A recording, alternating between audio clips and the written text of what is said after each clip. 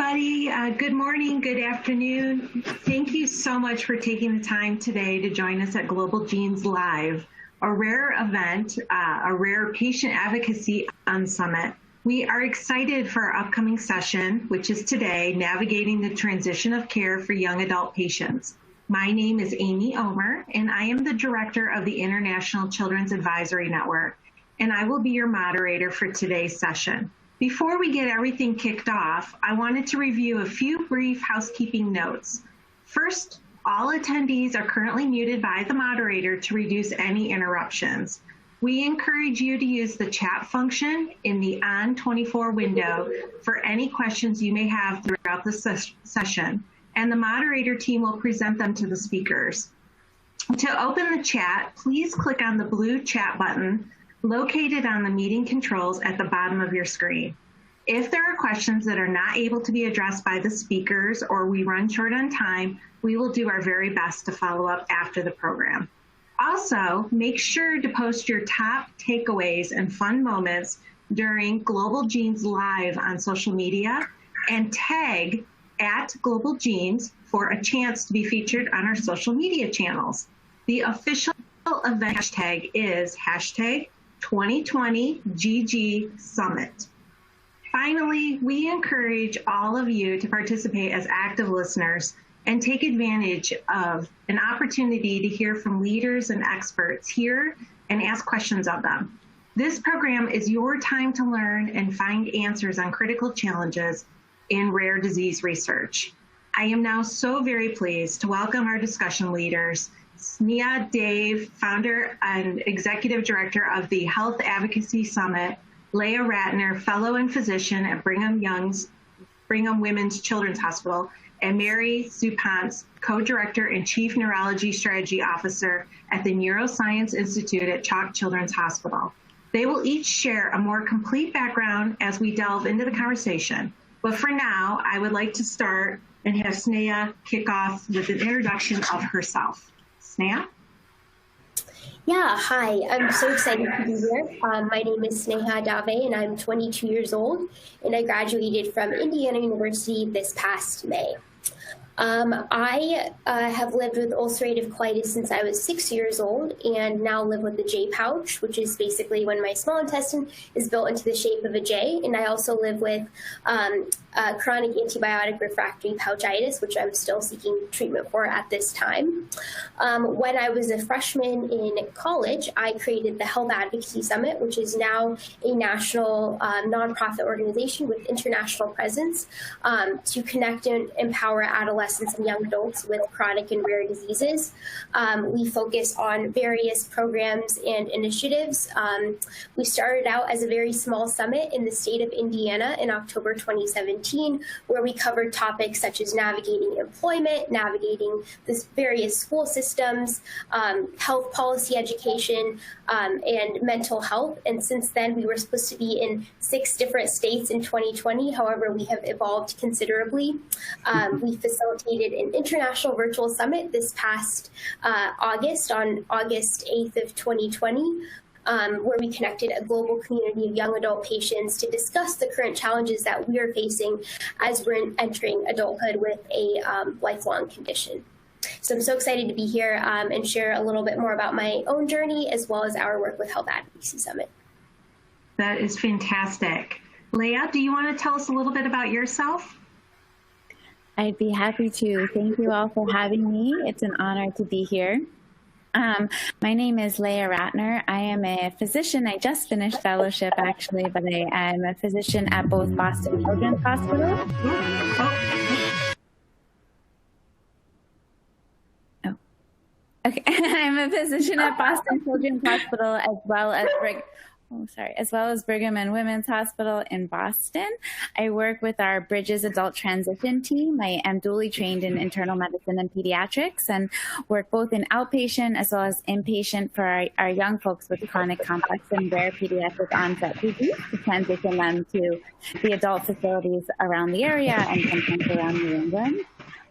Similarly, I work in advocacy for young folks in resource-denied areas, especially thinking about equity issues in transition.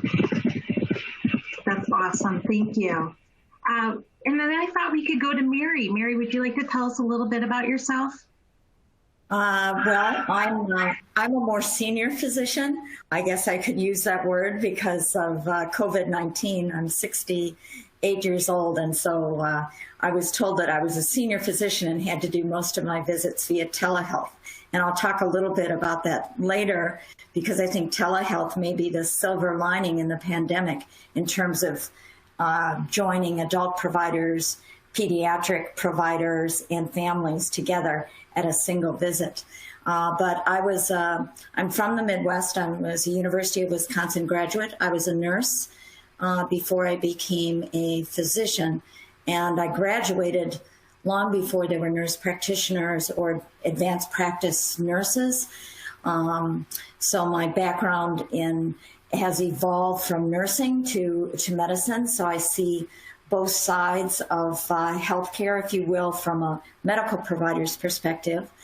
I'm a pediatric neurologist, but my specialty is epilepsy.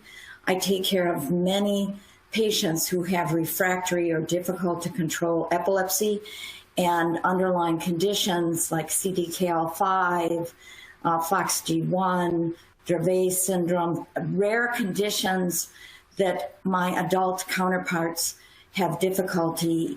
They don't understand these conditions. They have a difficult time I have a difficult time in transferring them to adult care. And it's going to require a lot of work, a lot of education. But it's something I'm very passionate about. And I'm very passionate about my patients and their families. I love that. And that's really the heart of what we're doing today. And just to give a little information about myself, I am Amy Ohmer. I am the parent of 2 daughters. Let's see if I can get the slides to work here, so bear with me. And today what we're going to be talking about, as you know, is navigating transitions for young adult patients. These are my 2 girls, and a little history on me. I'm a parent of 2 teens. They are 17 and 19 now, and they've grown up with having both chronic and rare conditions. And we really know as a family that our perspective is this is a balance, and certainly this is not one size fits all for anyone. I also work as my day job as the director of the International Children's Advisory Network, in which we give children the opportunity all around the world to reach out and share their stories and their experiences of what they've been through in healthcare to really help improve the world around them. We know that patients are experts, and you'll hear a little bit more about that today, but it's important that everybody has a chance to go ahead and share their voices.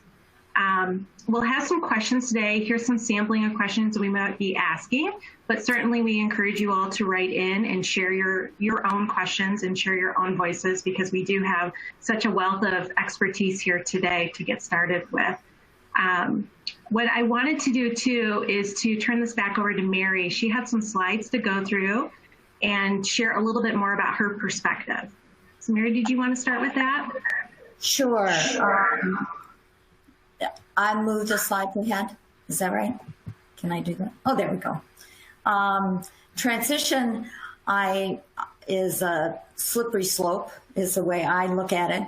And this is to demonstrate that our young, as our pediatric patients transition to adulthood, I see a ridge where sometimes their care falls through the cracks. So it can be, it's a difficult time for families and young adults. We as pediatric providers rarely want to give up our patients because we've become family. And for the young adults that we are transferring to adult care, there's some trepidation, some worry and concerns.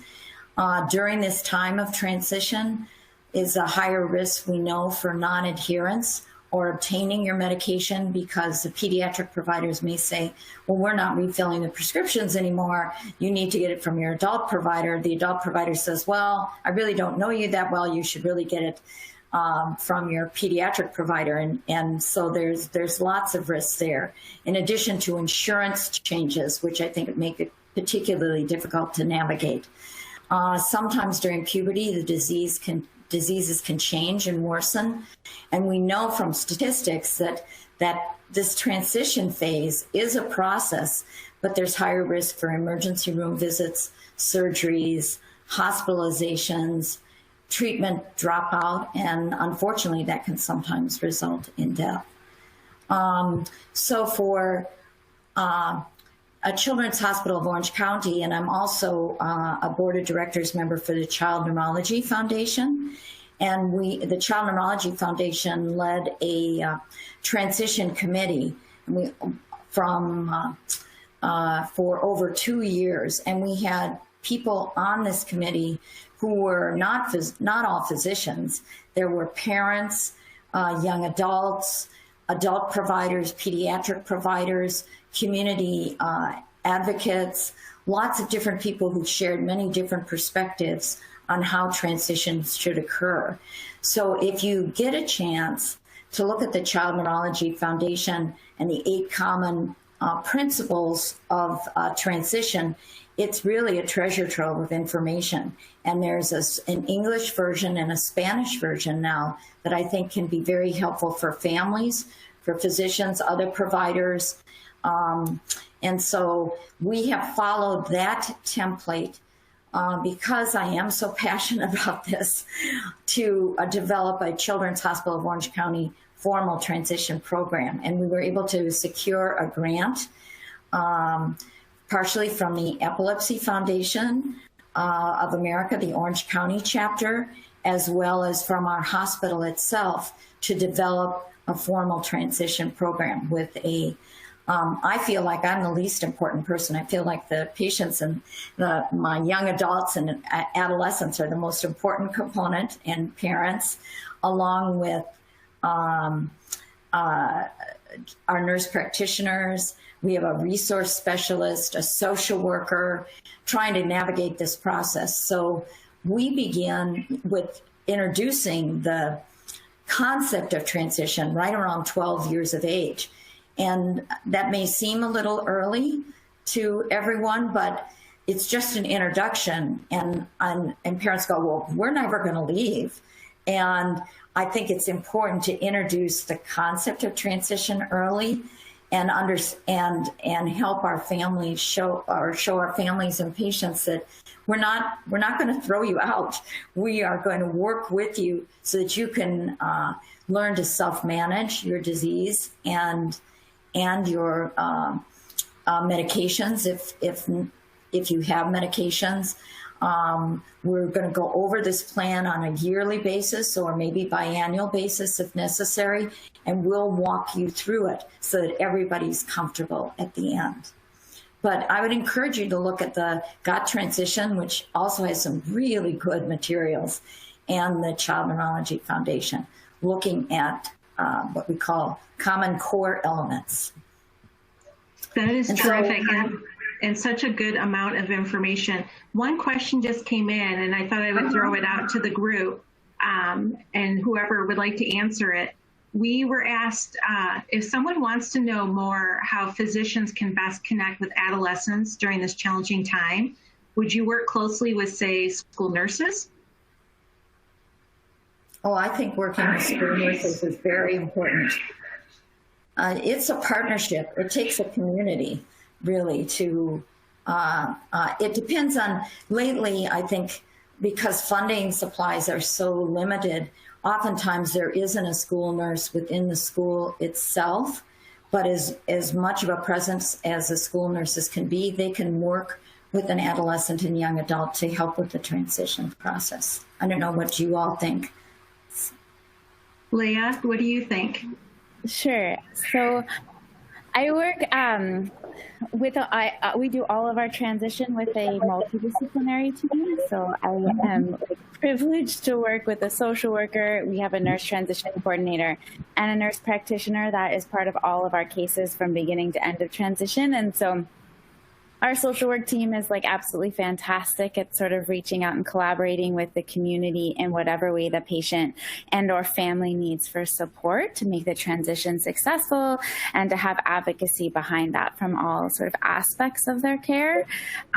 Me personally, I tend to sort of be supporting the pediatricians and the internists for both like sort of empathic discharge and empathic intake to make sure that folks on both sides feel sort of as Dr. Zupanc was mentioning, they feel empowered to understand both the complex pathophysiology and also how to get information and how to like really communicate, often across like health systems, EMRs, hospital systems, et cetera, involving the patient and the family as well, if that helps. So yes, all the resources are better, and involving communities and families and schools are always helpful. That's great.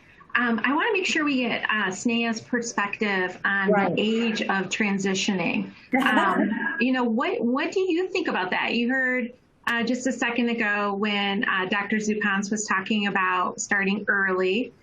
What was your experience like, and how was that handled with you?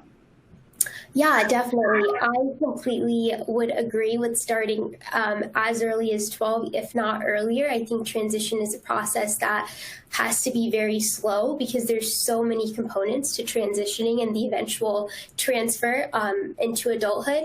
And I really like the question that was just posed recently because I think it's of paramount importance to think about transition as a holistic process rather than just something that simply happens within the medical system. There's, people to loop in like vocational rehabilitation counselors that can guide a lot of these adolescents and young adults toward, potential challenges that they might face when they're searching for employment, when they're searching for, what insurance plan might work for them. And so with my experience, I personally was never fully transitioned out of my pediatric practice. And so there was a good about year when I went to college that I didn't have any, continuous care, which definitely very much impacted my condition in the sense that I was not following up with my doctor. I had no idea how to call insurance by myself. And so it was definitely an abrupt transfer for me to go from a pediatric doctor to really no one that I saw and that I felt comfortable with. And I think it's also different when we're talking about rare diseases because I have chronic antibiotic refractory pouchitis, also known as pouchitis, and there's not a lot of specialists in my area. So I have to go to New York, I have to go to the Cleveland Clinic, the Mayo Clinic, and so I'm at all these specialized centers. And so that definitely, I think, brings an additional barrier of complexity when we're talking about cases that need specialized care and specialized attention. And as I mentioned, I'm in Indiana, so there are, certain specialized centers here, but there's not a lot of saturated specialists where I'm at. So I completely agree that it should be early, if not earlier. And I also, something that's interesting that I've noticed is that I work with a lot of young adult patients, and the young adults like myself were diagnosed at childhood, so at around 6 or, around that age, we tend to not be as prepared for navigating adult systems because we might have had the privilege of our guardians, taking care of our insurance for us and doing all the little tasks. Whereas patients who might be diagnosed a little bit later, maybe like when they're 14, 15, 16, they might be expected to take a little bit more ownership in their own care. And thus they might have already been, doing these tasks of calling insurance and whatnot. So. And that is an excellent point. I know with my daughters that, when they started to head off to college, that was a big concern of how we were going to continue their care and if we were going to transfer care and transition to adult, if we were going to stay in pediatrics. And so for a family, we had to sit down and really discuss what would work best for our young people here in our house to understand if it added more burden to their already big challenges of transitioning off from home to school, and if they wanted to add one more layer of complexity with their medical care. So Mary, I'm curious in your experience in dealing with patients that have this transitioning with all these other life challenges going on at the exact same time, how do you meet your patients so that they're still receiving excellent care? And also, reassuring or maybe educating them on steps that they can start to practice before they make the big leap to adult care? Well, again, as Sneha pointed out, it is a process, and I think it's a process of self-empowerment, because sometimes parents are overprotective and sometimes parents are underprotective, but in my experience, they're overprotective. And I get that, because you have this young child, like you were mentioning, Sneha, about who has a very serious disease, and the parents are used to taking care of everything. So by starting earlier and showing the parents that, hey, your son or daughter can actually do all of this, because we interview an adolescent, young adult separately from the parents and do self-assessment, transition readiness questionnaires, and try to make sure that we are empowering our adolescents and young adults as much as possible, and working with the parents to help them understand that they have to let go at some point. But again, that's all a process. And the part that I like about our CHOC transition program is we're in the neonatal stages of all of this. And so we have a lot of parents and adolescents and young adults who are on our committee who give us feedback about what's working for them and what isn't, and what they would like to see as part of a program. Because I think we have to listen to our families and adolescents and young adults to, instead of just laying out a program, here it is, take it or leave it. There's a lot of interactiveness, but I think the idea of self-empowerment and education so that an adolescent can become as independent as possible as they approach adulthood is really helpful. And insurance is one of the biggest issues that our adolescents and young adults would like. When we got the feedback, they said, we need more information about this, because it's so confusing. And so you asked about how do we do this. I think it's really important not to transition all the care all at once. So you can have a discussion with different families about maybe transferring primary care first to adult care, or one specialty at a time instead of all the specialties all at once. I think that's just totally overwhelming. At least that's the feedback I've gotten. And I think all of us are nodding our head on this panel in like complete agreement. So I'm sure everyone in the audience is hearing the same things. Leah, I have a question for you. And in COVID, I think this has come up to the surface, and it's really been something that a lot of families are concerned about, which is how do we make sure that if we're doing transitioning with virtual means, meaning that, some of this care is being done online, and we're trying so hard to embrace technology to really meet patients where they are today and keep them safe and healthy. How do we also make sure that we're keeping them safe online? Do you have any wisdom for that too? Yeah, sure. I'd love to comment on that. So at least for our clinic, which I think is just slightly different in that we get sort of the patient, I just do transition. And so I'm not really managing the primary problems of any of my patients. We like to call ourselves sort of a fancy primary care overlay. Well, so patients that have complicated disease, that they usually require more, 3 or more subspecialists, and that the subspecialist is just really not able to transition on their own, and or they're going to require some hybrid care, that the disease is so rare that something is going to have to continue to be managed at the pediatric hospital. So because of that, we've sort of reimagined the way we do our transition clinic, which is now all virtual, because we recognize that our patients are probably the most at risk, and no one really wants to talk about transition. So having people where it's easy to access and meeting them where they're at, being able to talk online, and being able to be part of their homes and be there with their families, it tends to be a little bit easier, I think, for everyone. It also sort of lends us to always being able to say we can meet as regularly, as often as you want, and that we're here with you throughout the whole process.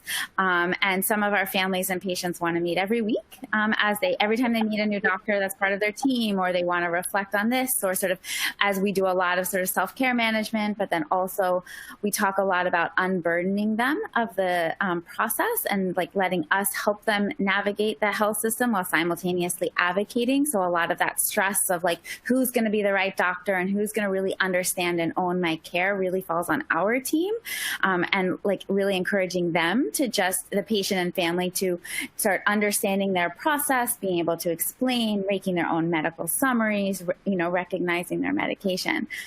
All to say, it's a lot easier to be done virtually, especially when we meet with the patient and family as a multidisciplinary visit always, unless there's like a specific thing it's just for the social worker or something. And they don't have to go anywhere, especially for our folks that, have physical disabilities and or communicate with alternative devices. It's just like a lot easier to have all of that available. That also being said, we always start our visits with sort of safety navigating for COVID. And because I think sometimes a special challenge for folks of high risk with complex and chronic disease is knowing which specialist to call first if they do have symptoms and what is urgent enough that warrants being seen in person. It's confusing and really hard to know. And so we like to be, we always sort of talk about that. And sometimes our visit turns out to just sort of be COVID navigating and then reschedule in the next few days to sort of talk about some of the transition needs. Some patients we see every 3 months. Some patients we really do see weekly. So that virtual platform has really helped to sort of just, I think, help folks feel like we're in their back corner, which we are. That is so good. And I love that. That's a lot of support. And I think, going through this, finding those supports is really important. So, having gone through this, Sneha, do you have any suggestions on what people in that age range of, that 16, especially up through 26 can do to help find new providers or to find those supports that can help work them through? What did you do, or what are you seeing with young people in your area to get that support? Yeah, that's a really great question. And I really liked what Leah just said, and also what Dr. Zupanc just said about self-empowerment. I think that is so, so, so important. And I always say that, and this is not revolutionary, but peer support is really a catalyst for disease acceptance. So when we're talking about, accepting that we do have a lifelong condition and that we do need to take measures into our hands increasingly as we are aging, it's really hard to often think about because you feel isolated, specifically with conditions that are invisible and more cyclical as well.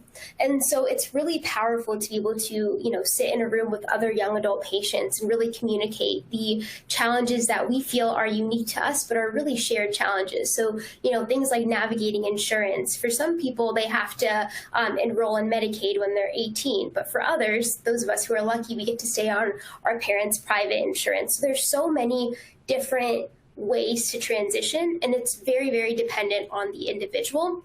And so I think it's really helpful to sort of have a conversation with our peers about various topics, whether that is insurance or whether that's navigating the transition from high school to college, and what accommodations might look like in college versus what they might look like in high school, because they're very, very different. One other thing that I found that has been super interesting is that for those of us with chronic conditions and rare diseases that have non-visible disabilities, oftentimes we don't realize that we are covered under things like the Americans with Disabilities Act, or that we fall under the word quote unquote disabled. And that can pose a lot of challenges as we are growing up because, things like reasonable accommodations we might not know applies to us. And this is a trend that I see with almost all of my young adult peers, is that they don't recognize themselves as disabled, and thus they don't seek the accommodations that are their rights, whether that's in the education system or in the workplace. So there's so many different components of transition, and I feel very strongly that young adult patients are the best teachers for other young adult patients. So, most of our conferences, most of our summits are led entirely by young adult patients. So we have, maybe like a social worker and then a young adult patient share, a little bit about tips and resources to navigate this transition process. So I think experiences and really being able to connect with young adult peers is really powerful in aiding the transition process, and knowing what options that are there that might not be mainstream or might not be easily located on the internet. That's really great, Sneha. I think, the invisible disabilities is critical, and knowing, what's available. And then Mary, we had a question that came in from our audience, and the question was, what do we do with kids who maybe have intellectual or neurodevelopmental disabilities and they're not able to fully transition independently? And then the second part of that question was, what do we do with parents who might not also have health literacy and need the support in addition to transitioning? Maybe you could talk a little bit about that. Those are really complex issues. They are, and they constitute the bulk of my population. The patients that I take care of have very severe refractory epilepsy, much of which started in infancy, and as a result, there are a high percentage of my patients do have intellectual disabilities, in addition to some physical impairments. So as part, and I moved my slide a little bit to show the process, kind of like Chutes and Ladders, the board game of transition, about that it really is a wending, blending process, and sometimes you take 2 steps forward and 2 steps back. But this enters in the process of conservatorship, because some of my adolescent young adult patients are not able to be completely independent. You want them to be empowered to be as independent as they can, but if they have severe intellectual disabilities, they may not be able to manage their finances. If they have refractory epilepsy, they may need to have someone with them, because in the event that they had a seizure, you want them to be protected. But the concept of conservatorship is often, that's a process as well. And you have to explain that to the adolescent, if they're intellectually capable, as well as to the parents, because most parents go, what do you mean conservatorship? This is my son and daughter. Of course I'm going to take care of them. And they don't realize that age, it varies from state to state, but in California it's 18, that if they don't have conservatorship, they technically they can't make the medical decisions, for example. Now, in someone who is nonverbal and obviously severely cognitively impaired, that becomes obvious, but there are shades of gray. And again, this is where parents may underestimate an adolescent's ability or overestimate an adolescent's ability. And so the process of conservatorship involves school involvement, sometimes formal neuropsych testing to demonstrate, and then our families have to go before a judge who decides on different domains of competency. And that is a process, and it's very scary. I always try to explain it to my adolescent patients that this is not meant to be punitive. We're trying to help you be as independent as possible. And in some areas you may need a little help. And so we're going to hopefully offer you some additional support. So that's one answer to one part of the question. The other is about families who don't have health literacy.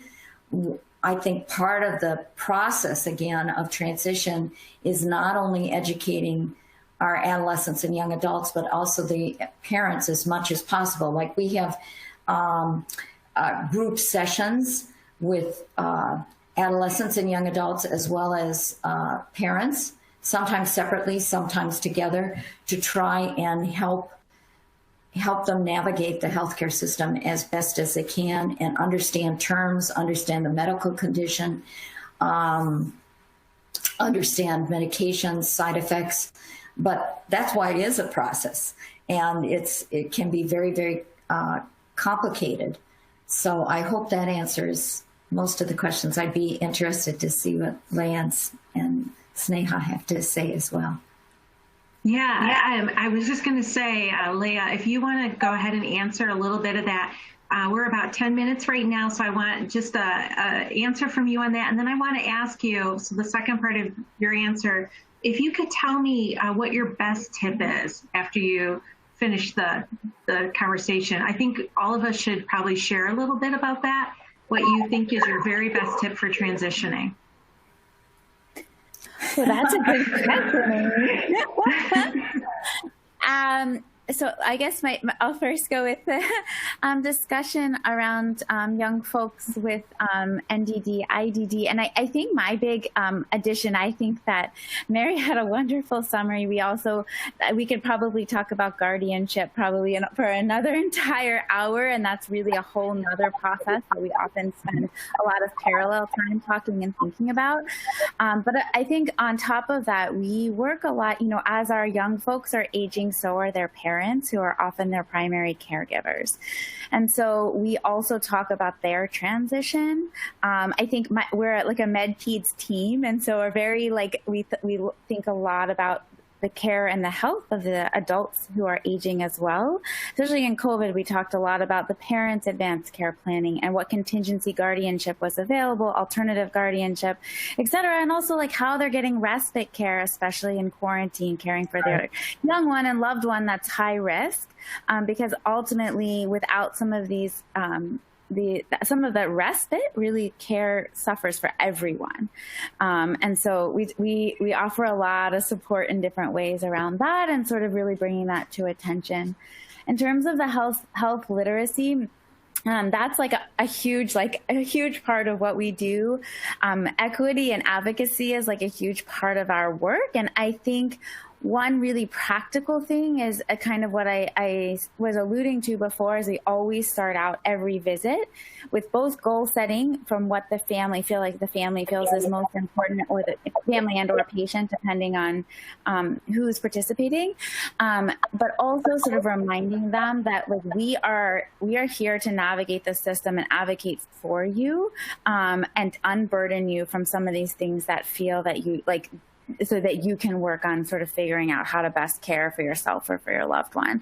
And I think navigating a complicated health system like Sneha was alluding to, patients don't make it to us unless their disease is so rare, right, or so complex. And so they often are with the only subspecialist in the state that knows how to properly treat. So there's just no way that without the way our health system is, that without some other guidance and support and someone to unburden them of that work, that people could do that, even the most health literate. So it's reminding folks that we are here to do this work for them, to advocate on their behalf, I think helps as well. And then really meeting with them as often, to just sometimes chew off little bits at a time. Often, even if it's just one particular issue, today we're just going to talk about your medical summary and make sure you know it and own it. And then I'll meet with you in another few days, and then we're going to talk about insurance. And instead of trying to do 18 things in one time, I think that helps make it a little bit more palatable. In terms of my biggest tip, I think my biggest tip is just to listen.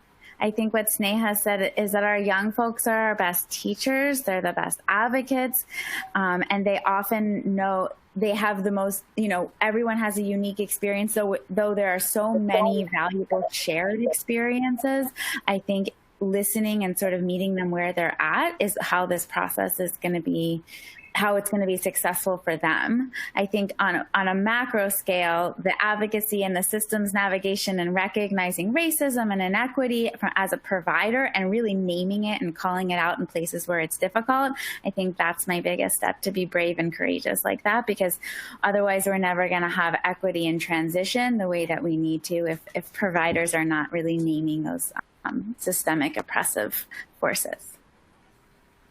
That is so beautiful and fantastic, and what a great tip for all of us.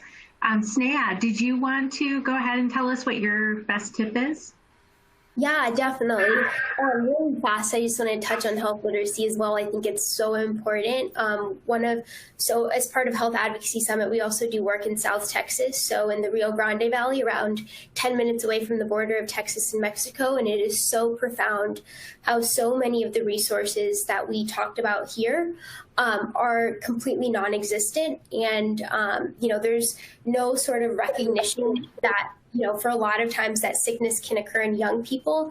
And there's a lot of different cultural components that we can talk hours and hours about that, make it really difficult for young people to get access to the care that they need when they need it specifically.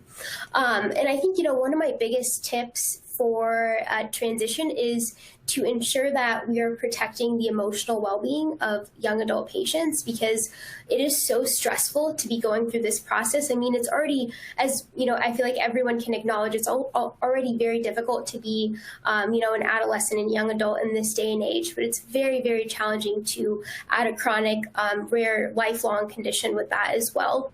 And our healthcare system makes it 10, 20, 100 times more difficult for us to transition as well. And so, things like financial, our uncertainty surrounding, if we're going to have employment, whether we're going to be able to get insurance, there's a lot of uncertainty that's coming along. And so I think it's also part of the provider's duty and anyone who is part of the transition process to ensure that our emotional well-being is protected as we are entering adulthood. Oh, that's really great too. And I agree. It is a very stressful process. And so having some of that emotional well-being protected is key. And Mary, did you want to give us a tip quickly? Well, I love the tips that have been given already.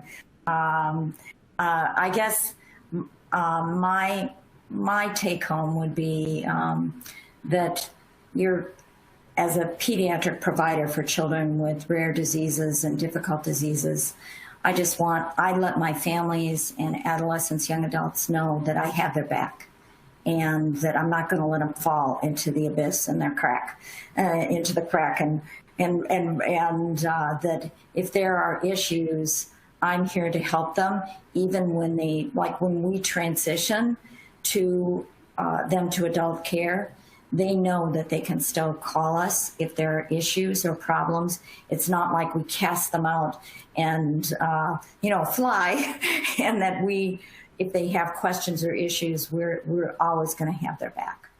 And I think that's really important. And I hope, Sneha, that I think of it as relieving some of that emotional burden because it is so scary to transition.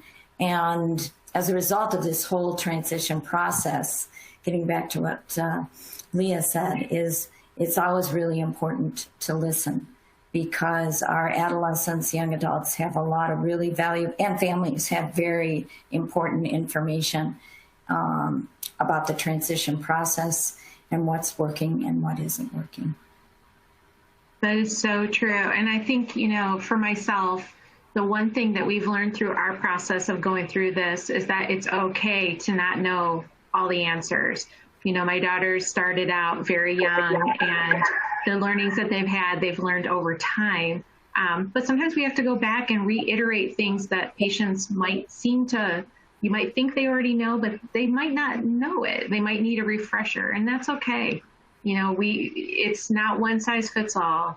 It's not a race to the finish. There's time to ask questions. There's time to seek emotional support. There's time to have a partnership with your provider. And all of those skills are great to build upon. So I really want to thank all of you for being a part of today and spending some time and talking about this discussion. It has been just terrific. And I think we could go on for another hour, at least, maybe more. I would love to have coffee with all of you. It's just wonderful. And I also wanted to thank our audience, because they've done such a great job with sending in some really great questions, very thoughtful responses coming back too. And what we're hoping is that you'll join us for patient stories and how to become a proactive financial advocate for young adults. So stay tuned for that next. And thank you for being here. Thank you. Bye.